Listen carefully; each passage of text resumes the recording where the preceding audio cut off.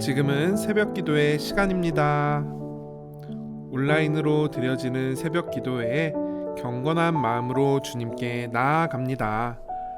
6월 12일 말씀 고린도전서 7장 25절에서 40절입니다.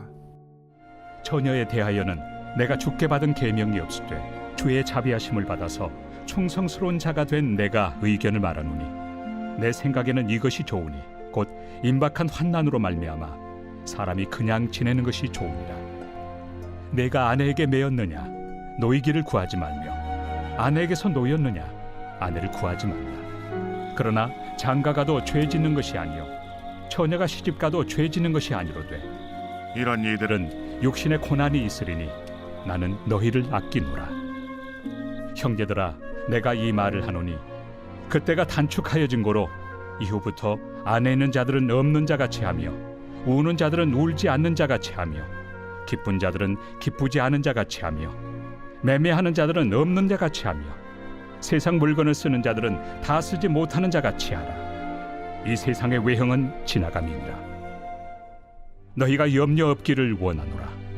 장가가지 않은 자는 주의 일을 염려하여 어찌하여야 주를 기쁘시게 할까 하되 장가간 자는 세상 일을 염려하여 어찌하여야 아내를 기쁘게 할까요? 마음이 갈라지며 시집가지 않은 자와 처녀는 주의 일을 염려하여 몸과 영을 다 거룩하게 하려 하되 시집간 자는 세상 일을 염려하여 어찌하여야 남편을 기쁘게 할까 하느니라. 내가 이것을 말함은 너희의 유익을 위함이요 너희에게 올무를 놓으려 함이 아니니 오직 너희로 하여금 이치에 합당하게 하여 흐트러짐 없이 주를 섬기게 하려 함이라.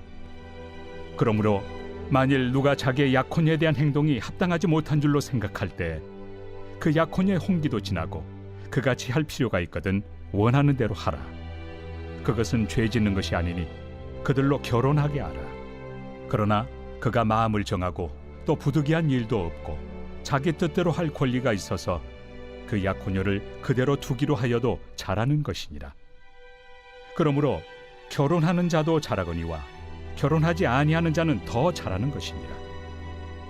아내는 그 남편이 살아있는 동안에 매여 있다가 남편이 죽으면 자유로워 자기 뜻대로 시집갈 것이나 주 안에서만 할 것이니라. 그러나 내 뜻에는 그냥 지내는 것이 더욱 복이 있으리로다. 나도 또한 하나님의 영을 받은 줄로 생각하노라.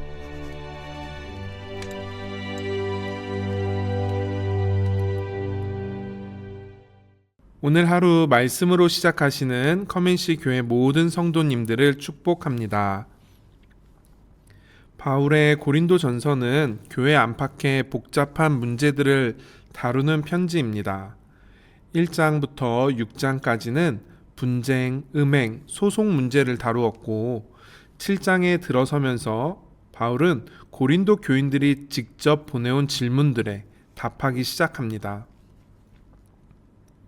남자가 여자를 가까이 아니함이 좋으니라는 말로 시작되는 7장 전체의 주제는 결혼과 독신 그리고 각자의 삶의 자리입니다. 앞선 1절부터 24절에서 바울은 이미 결혼한 부부 그리고 이혼의 문제, 믿지 않는 배우자와의 관계 그리고 각자의 부르심에 대해서 말을 했습니다. 그리고 오늘 본문인 25절부터 40절은 그 마지막 단락으로 미혼 여성과 과부를 향한 권면이 이어지게 됩니다. 이 본문을 이해하는 열쇠는 당시 고린도 교회가 처한 임박한 때라는 시대적인 환경, 배경입니다. 주님의 재림이 가깝다라는 종말론적인 긴박감 속에서 신자들이 묻고 있는 것입니다. 지금 결혼해도 됩니까? 약혼한 딸을 시집 보내야 합니까? 남편을 잃은 과부는 어떻게 해야 합니까? 바울은 이 질문들에 대해서 하나하나 답하면서 단순한 윤리적인 지침을 넘어서 신앙의 본질적인 원리를 제시하고 있습니다. 오늘 우리는 이 본문을 통해 세 가지를 살펴보려고 합니다. 첫째는 바울이 말하는 부르심 안에 머물라라는 그 원리가 무엇인지, 둘째로 그것이 염려와 집중의 문제와 어떻게 연결이 되는지, 그리고 셋째로 상실의 자리에 있는 이들에게 이 말씀이 어떤 위로를 건네는지를 함께 살펴보겠습니다. 먼저 바울은 26절에서 임박한 환난으로 말미암아라는 말로 자신의 권면의 전제를 밝히고 있습니다. 여기서 임박한 환난은 단순히 고난의 때를 뜻하지 않습니다.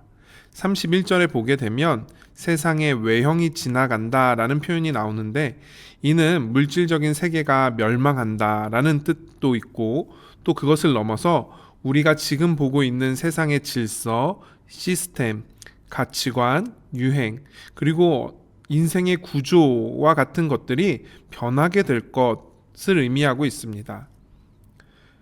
바울은 세상의 외형이 지나가고 있으니 그런 종말론적 긴장감 속에서 신자들에게 세상의 것에 매이지 말라라고 권고하고 있는 것입니다.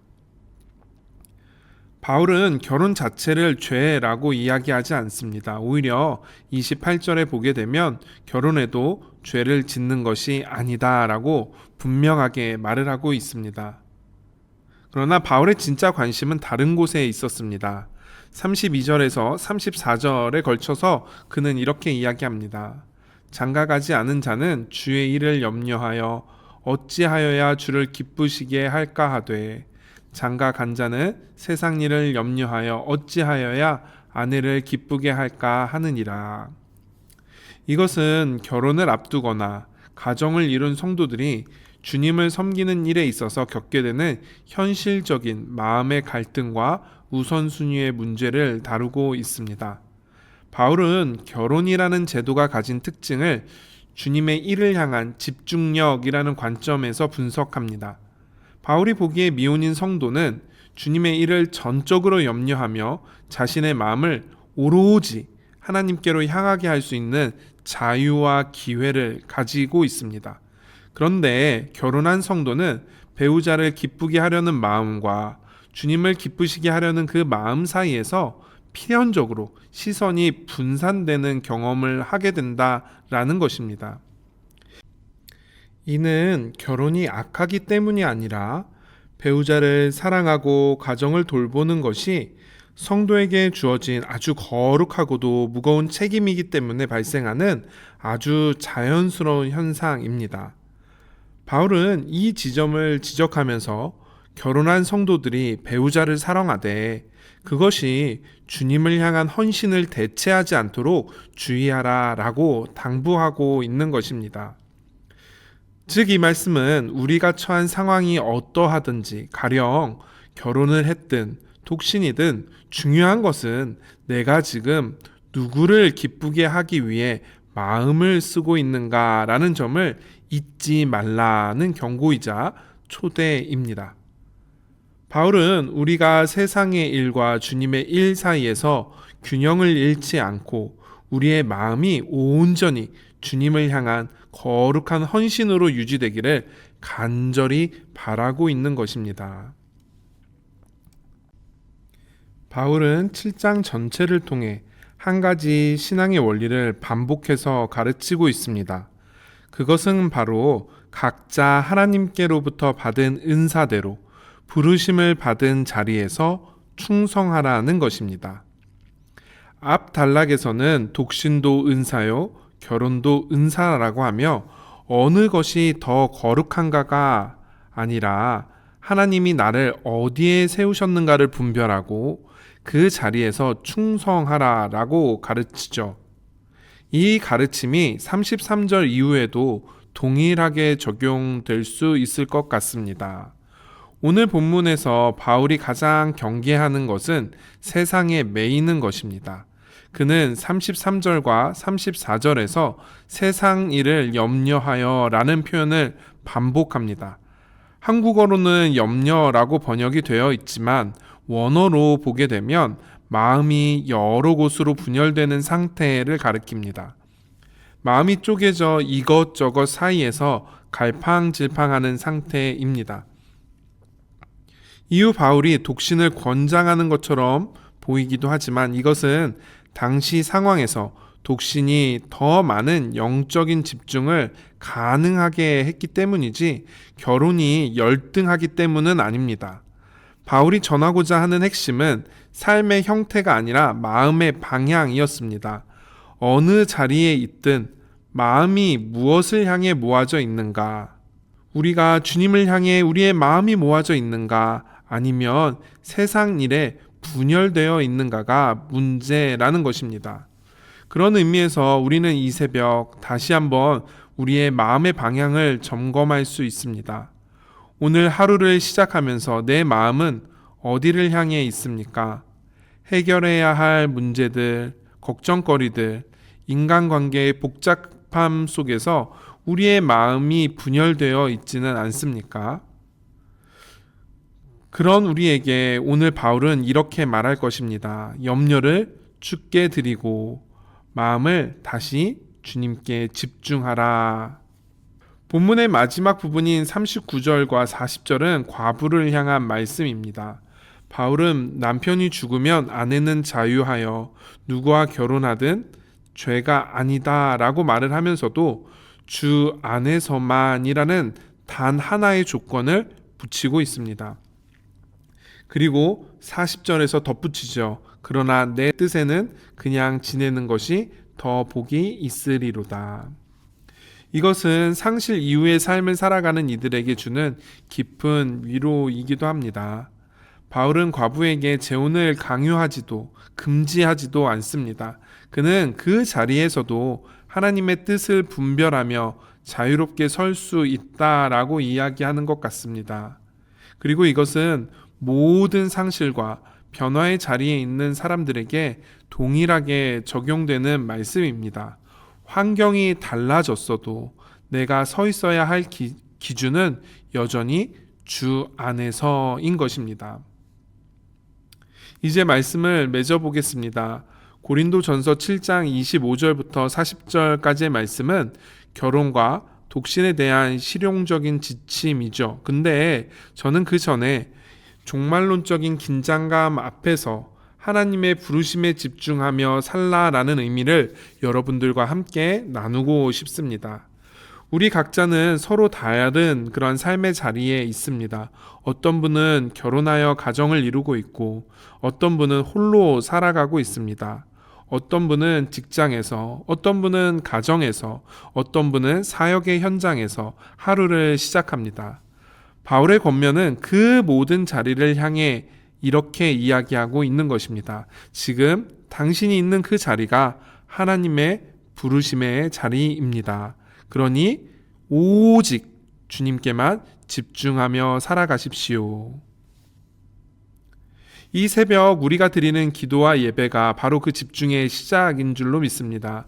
세상이 아직 잠든 이 시간 주 앞에 나와서 마음을 모으는 것, 그것이 바울이 말하는 염려 없이 주님께 집중하는 삶의 첫걸음입니다.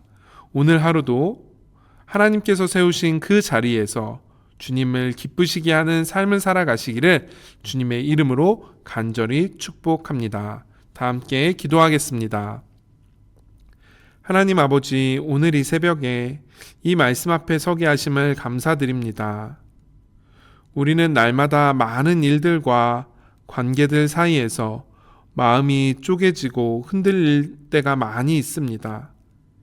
이 일도 걱정이 되고 저 사람도 신경이 쓰이고 미래도 두렵습니다. 그런데 오늘 주님은 그런 우리에게 이렇게 말씀하십니다. 그 염려를 내게 가져오라고, 그리고 마음을 하나로 모아 나를 바라보라 라고 말씀하여 주시니 주님 감사합니다. 주님, 바라옵기는 오늘 우리가 있는 이 자리가 주님이 세우신 자리인 줄로 믿습니다. 그곳이 결혼한 자리이든 홀로인 자리이든 기쁨의 자리이든 또는 상실의 자리이든 그 어디서든 오직 주님만을 기쁘시게 하는 삶을 살아가기를 간절히 소망합니다. 오늘 하루도 분열된 마음이 아니라 온전히 주님을 향한 마음으로 걸어가게 하여 주시고 주님 안에서만 참된 자유가 있음을 믿으며 하나님 앞에 나아가는 그러한 성도의 삶이 되도록 주님 인도하여 주옵소서. 이 모든 말씀 예수 그리스도의 이름으로 간절히 기도하옵나이다. 아멘. 이 시간 오늘 우리에게 주신 말씀을 붙잡고 기도로 나아가겠습니다.